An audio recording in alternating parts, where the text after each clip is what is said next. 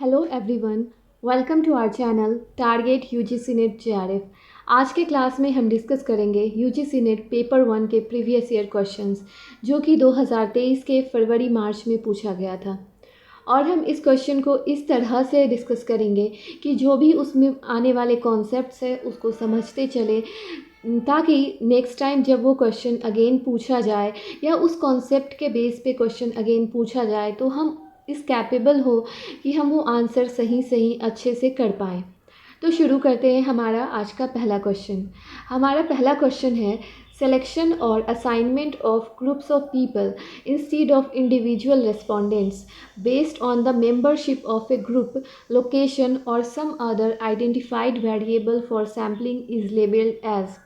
इसमें कह रहा है कि अगर हम सिलेक्शन करें या असाइनमेंट करें ग्रुप ऑफ पीपल का, ना कि किसी इंडिविजुअल रिस्पोंडेंट का, किस बेसिस पे मेंबरशिप ऑफ ए ग्रुप के वो किसी ग्रुप से बिलोंग कर रहे हैं इस बेसिस पे उसे ले, या किसी खास लोकेशन से बिलोंग कर रहे हैं इसलिए उसको ले, या कुछ अदर आइडेंटिफाइड वेरिएबल हो या कोई अदर चीज़ हो जिसके किसी खास चीज़ से वो बिलोंग कर रहे हैं इसलिए हम उनको ले रहे हैं। तो इस तरह के सैम्पलिंग को हम क्या बोलेंगे?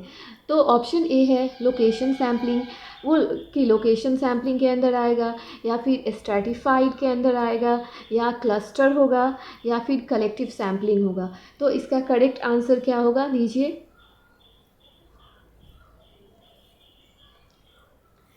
इसका करेक्ट आंसर है क्लस्टर सैम्पलिंग। अब क्लस्टर सैम्पलिंग कैसे है इसको समझ लेते हैं। असाइनमेंट ऑफ ग्रुप्स और people instead of individual respondent means हम किसी ग्रुप का सिलेक्शन कर रहे हैं या किसी इंडिविजुअल का सिलेक्शन नहीं हो रहा है, किसी सिलेक्शन हो रहा है किसी असाइनमेंट का या ग्रुप का, लेकिन किसी इंडिविजुअल का सिलेक्शन नहीं कर रहे हैं। और based on membership of a group, किसी वो ग्रुप से बिलोंग कर रहा है इसलिए उसको चुन रहे हैं, या फिर वो किसी लोकेशन से बिलोंग कर रहा है इसलिए उसे चुन रहे हैं। तो या फिर कोई भी चीज़ हो सकता है जो उसको ख़ास बनाती हो, इस वजह से उसको चुन रहे हैं। तो ये क्लस्टर सैम्पलिंग कहलाता है। इसमें किसी इंडिविजुअल को नहीं लेते हैं बल्कि हम किसी ग्रुप ऑफ पीपल, किसी उस ग्रुप को ही हम सेलेक्ट कर लेते हैं। अब आगे देख लेते हैं। क्लस्टर सैम्पलिंग जो है प्रोबेबिलिटी सैम्पलिंग का एक मेथड है। इसमें क्या होता है, पॉपुलेशन को हम डिवाइड करते हैं ग्रुप्स में या क्लस्टर में। किसी क्लस्टर होगा किस बेसिस पे, कोई आइडेंटिफाइबल कैरेक्टरिस्टिक्स होगा, कुछ खास कैरेक्टरिस्टिक्स होगा, उसके आधार पे हम उसको चुन रहे हैं। और इसके बेसिस पे हम उस रैंडम सैम्पल ऑफ क्लस्टर को सेलेक्ट कर रहे हैं। उसके बाद क्या होगा, जो जितने भी then all individuals in the selected cluster are included in the sample. तो इसमें क्या करेंगे, हम पूरा जो क्लस्टर है उसको उठाएंगे, उसमें जितने भी मेंबर्स हैं ना उसको उठाएंगे, उसमें से चुन के लोगों को नहीं निकालेंगे, पूरा का पूरा क्लस्टर को हम निकालते हैं और वही हमारा सैम्पल होता है। उस क्लस्टर में जितने भी लोग होते हैं, चाहे वो जो भी हो, वो सारा का सारा हमारे सैम्पल होगा। फिर क्लस्टर सैम्पलिंग को हम कॉमनली यूज़ कब करते हैं, जब पॉपुलेशन बहुत बड़ा हो, तो तब हम पूरे के पूरे क्लस्टर को, पूरे ग्रुप को ही उठा लेते हैं। फिर और वो पॉपुलेशन बड़ा भी हो, बहुत ज़्यादा वाइड एरिया में फैला हुआ, उसको डिफ़िकल्ट हो एक्सेस करना, आइडेंटिफाई करना। जैसे कि एग्जांपल ले लेते हैं, किसी एक डिस्ट्रिक्ट का करना है, तो ये तो मुश्किल होता है कि इतने बड़े एरिया को हम कैसे, तो पूरे के पूरे डिस्ट्रिक्ट को ही उठा लेते हैं क्योंकि ये बहुत वाइड एरिया हुआ, यहाँ पे एक्सेस करना थोड़ा सा डिफ़िकल्ट होता है। ज़रूरी नहीं है पूरे मेंबर्स को हम अपने जो रिसर्च कर रहे हैं, सैम्पलिंग कर रहे हैं, उसमें इंक्लूड करें, लेकिन हम उसमें से जिसको परफॉर्म करना चाहेंगे, जिस पे अपना रिसर्च वो कर सकते हैं। तो इसीलिए इसका ये आंसर हुआ क्लस्टर सैम्पलिंग। अब अपना दूसरा क्वेश्चन देख लेते हैं। हमारा दूसरा क्वेश्चन है, in correlational research the description is of the relationship between. जो कोरिलेशन रिसर्च होता है उसमें रिलेशनशिप किसके बीच में होता है, तो इसका ऑप्शन ए है नॉमिनल वेरिएबल, ऑप्शन बी है इंटरवल वेरिएबल, ऑप्शन सी है intervening variable and option D है चांस वेरिएबल।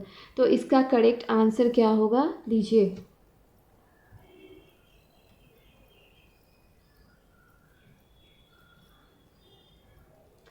इसका करेक्ट आंसर है इंटरवल वेरिएबल।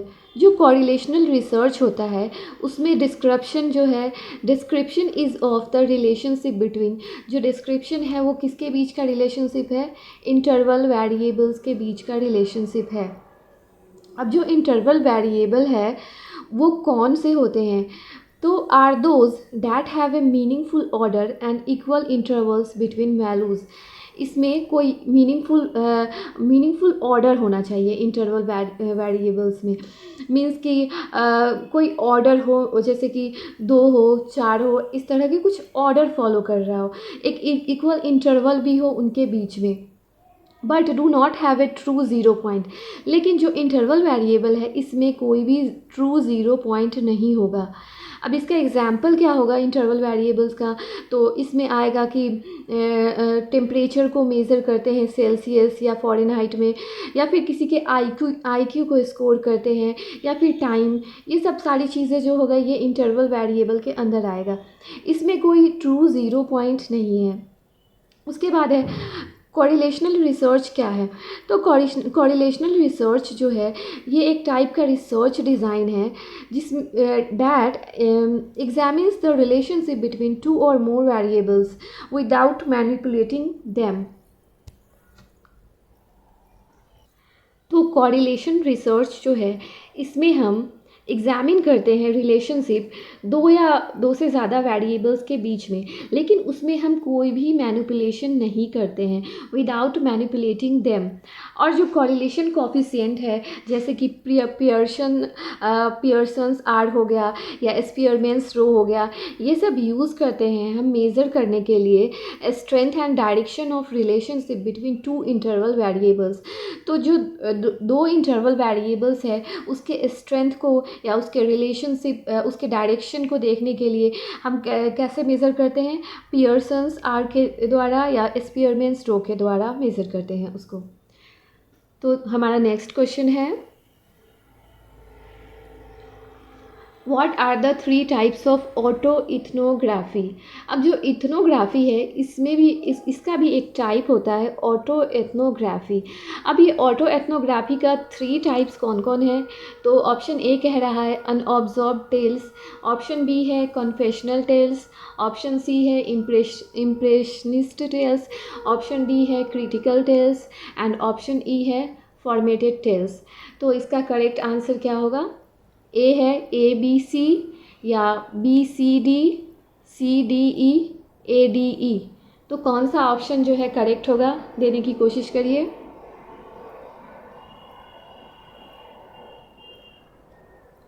इसका करेक्ट आंसर है B, C एंड D। तो ऑटो एथनोग्राफी का टाइप हो गया confessional tales, impressionist tales and critical tales. अब इसको समझ लेते हैं, इसका कॉन्सेप्ट क्या है, कुछ नया है टर्म, क्योंकि पहले ये ऑटो एथनोग्राफी के अंदर से नहीं पूछा जाता था, ये नया ही इंक्लूड करा गया है, इतने डिटेल में पहले नहीं पूछा जाता था। तो इसको अच्छे से समझ लेते हैं। ऑटो एथनोग्राफी जो है ये भी एक रिसर्च का मेथड है जिसमें जो रिसर्चनल है, जो रिसर्चर्स है, पर्सनल एक्सपीरियंसेस जो होते हैं एंड रिफ्लेक्शंस होते हैं, the researcher's personal experiences and reflections to understand cultural phenomena. तो किसी फेनोमेना को समझने के लिए वो जो रिसर्चर है वो उस जगह पे जाएगा, वो उस इन्वायरमेंट में पहले जाएगा, खुद को इन्वॉल्व करेगा, एक्सपीरियंस करेगा, रिफ्लेक्शंस करेगा, देन वो समझेगा उस चीज़ को। इसको अलग अलग तरीके से किया जा सकता है। 3 कॉमन टाइप है ऑटो इथनोग्राफी का जो है, ये एक हो गया कन्फेशनल टेल्स। अब इसमें क्या होता है कि the researcher uses self disclosure and introspections to explore their personal experiences, emotions and thoughts related to a cultural phenomena. जो रिसर्चर है वो क्या यूज़ करेगा, सेल्फ डिस्क्लोज़र। मीन्स वो समझेगा कि, है ना, समझने की कोशिश करेगा कि सामने वाले पर्सन का लाइक डिसलाइक क्या है, वो उसमें इन्वॉल्व होकर वो समझने की कोशिश करेगा, इंट्रोस्पेक्शन करेगा, और वो जानेगा कि जो पर्सनल एक्सपीरियंसेस, इमोशंस, थॉट्स क्या है, किसी कल्चर से रिलेटेड हुए, इन सब चीज़ों को वो समझने की कोशिश करेगा है। इसमें क्या होता है, इन this type the researcher focuses on sensory and emotional impressions of a cultural phenomena. जो किसी भी कल्चर है, जो किसी कोई कल्चर है, उसकी जो कल्चरल फेनोमेना है उसको कैसे समझेगा, सेंसरी और इमोशनल इम्प्रेशन से, मतलब उस पर ना देख कर, समझ कर, ये सब सारी चीज़ें करके समझेगा। And uses literary techniques to convey their subjective experience and perception. और लिटरेरी टेक्निक्स को यूज़ करके वो जो सब्जेक्टिव एक्सपीरियंस है या परसेप्शंस है उसको कन्वे करेगा। उसके बाद आता है critical tales. In this type researcher engage in a critical analysis of a cultural phenomena. इसमें ना किसी भी कल्चरल फेनोमेना में रिसर्चर खुद को बहुत क्रिटिकली इन्वॉल्व करेगा, मतलब कि वो बारीकी से समझेगा हर एक चीज़ को, and uses their personal experience and perspective to challenge dominate narrative और पावर रिलेशंस। और अपनी जो पर्सनल एक्सपीरियंसेस है, पर्सपेक्टिव है, उसको उसको यूज़ करके चैलेंज करेगा डोमिनेट नैरेटिव्स और पावर रिलेशंस, इस सब चीज़ों को वो चैलेंज करेगा। तो इसीलिए ऑटो एथनोग्राफी के अंदर आएगा कन्फेशनल, उसके बाद है सी इम्प्रेशनिस्ट, एंड डी है क्रिटिकल। तो ये हो गया हमारा करेक्ट आंसर। इसके बाद हम देख लेते हैं, ये स्टेटमेंट वाला क्वेश्चन है। स्टेटमेंट 1 कह रहा है कि different research design have different advantages. For example, the one shot design is known for quick result and efficiency. तो कह रहा है कि जो डिफरेंट रिसर्च डिज़ाइन है उसका डिफरेंट डिफरेंट एडवांटेजेस है। जैसे कि वन शॉट डिज़ाइन जो है ये बहुत ही क्विक रिज़ल्ट दे देता है, इफ़िशेंसी दे देता है, बहुत ही जल्दी से कोई रिज़ल्ट हमें प्रोवाइड कर देता है। स्टेटमेंट 2 कह रहा है कि जो एक लॉन्गिट्यूडनल डिज़ाइन है is to study the same respondent over different periods of time and tracks changes over the period of study। इसमें बोल रहा है कि longitudinal design में जो हम स्टडी करते हैं रिस्पोंडेंट वही रहेगा, लेकिन उसी पे सालों साल लंबे टाइम तक हम जो भी स्टडी कर रहे हैं करते जाएंगे, और उनका जो उनको जो भी हमें डेटा कलेक्ट हो रहा है, जो भी हम ट्रैक कर रहे हैं चेंजेस को, उसको हम लोग and track changes over the period of study, क्या क्या चेंजेस आ रहे हैं उसको हम लोग अपना नोट डाउन करेंगे, लिखते जाएंगे। तो इसका करेक्ट आंसर क्या होगा, दोनों सही है या फिर दोनों गलत है। स्टेटमेंट 1 सही है, 2 गलत है। स्टेटमेंट 1 गलत है, 2 सही है। तो करेक्ट आंसर देने की कोशिश करिए। इसका करेक्ट आंसर है बोथ स्टेटमेंट आर ट्रू।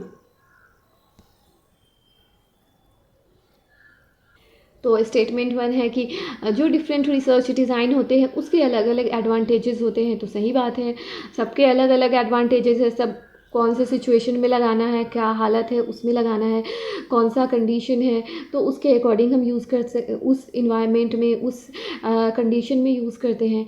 और जो वन शॉट डिज़ाइन है ये क्विक होता है, एफिशिएंसी उसमें प्रोवाइड होता है, तो ये भी सही बात है। जो वन शॉट डिज़ाइन है वो एक ऐसा रिसर्च डिज़ाइन है जिसमें data is collected only once, एक ही बार हम डेटा कलेक्ट करते हैं, और इमीडिएटली आफ्टर ए ट्रीटमेंट और इंटरवेंशन इज़ एडमिनिस्टर्ड। जैसे ही हम कोई ट्रीटमेंट दिए या फिर कोई भी इंटरवेंशन किए तो उसके तुरंत बाद हम डेटा को कलेक्ट कर लेंगे, इसमें टाइम नहीं लगाते हैं हम। It is useful for obtaining preliminary data quickly and efficiently. तो इसमें ये यूज़फुल कब होता है, जब हमें कोई प्रिलिमिनरी डेटा चाहिए होता, बहुत फास्ट, बहुत ही इफ़िशेंटली हमें चाहिए होता, लेकिन बट इट हैज़ लिमिटेशन, इसका कुछ लिमिटेशंस भी है। तो इसका लिमिटेशन क्या है वो देख लेते हैं।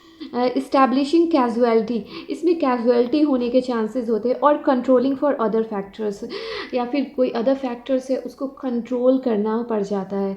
तो ये इसके डिसएडवांटेजेस है।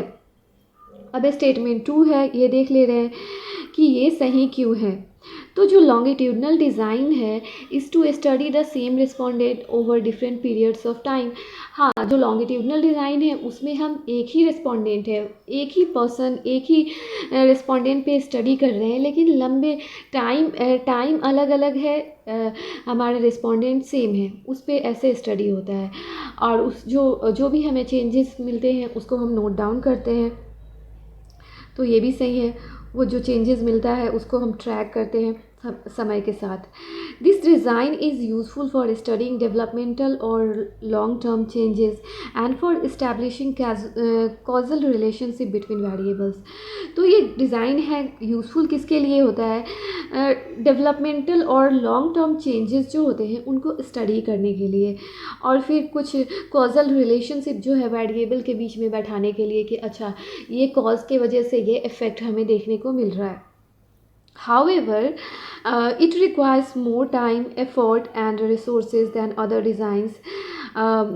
तो इसमें इसका डिसएडवांटेज क्या हुआ कि इसमें तो ज़्यादा टाइम चाहिए ही, क्योंकि लंबे टाइम तक हो रहा है तो ऑफ कोर्स टाइम लगेगा, एफ़र्ट भी ज़्यादा लगेगा, क्योंकि अलग अलग टाइम में आपको वही रिसर्च को बार बार करके देखना होता है, तो एफ़र्ट भी लग रहा है, रिसोर्सेज भी लग रहे हैं कि जब लंबे टाइम तक परफॉर्म होंगे कोई रिसर्च तो हमें रिसोर्सेज भी उतने टाइम के लिए प्रोवाइड करने होंगे।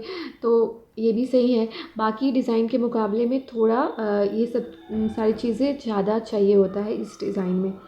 और इसमें क्या होता है, ये इट में सफ़र फ्रॉम एट्रिशन और सैम्पल बायस ओवर टाइम। तो इसमें सैम्पल बायस भी होने का चांसेस होता है, क्योंकि आप अगेन एंड अगेन जो लंबे टाइम तक किसी को डेटा कलेक्शन कर रहे हैं तो उसमें भी सैम्पल बायस होने का चांसेस रहेगा, हो सकता है, और एट्रिशन होने का चांसेस रहेगा। बहुत सारे जो जिस पे आप रिस्पोंडेंट पे काम कर रहे हो सकता है वो वहाँ पे टिके ना रहे, मूव ऑन कर जाए, आपके रिसर्च में बने ही ना रहे। तो ये सब सारी चीज़ें हैं ना, ये इसका एक डिसएडवांटेज है। तो आई होप ये सारी चीज़ें आपको अच्छे से समझ आई होगी। आज के क्लास में इतना ही। मैंने अच्छे से समझाने की कोशिश की है कि जो भी चीज़ें हैं सारे कॉन्सेप्ट, मैंने क्वेश्चंस कम ही करा है, लेकिन उसके जो कॉन्सेप्ट है वो अच्छे से समझाने का कोशिश करा है। और अगर आपको मेरा पढ़ाया हुआ अच्छा लग रहा है तो सब्सक्राइब करें और अपने फ्रेंड्स के साथ शेयर करें। Thank you for watching. God bless you.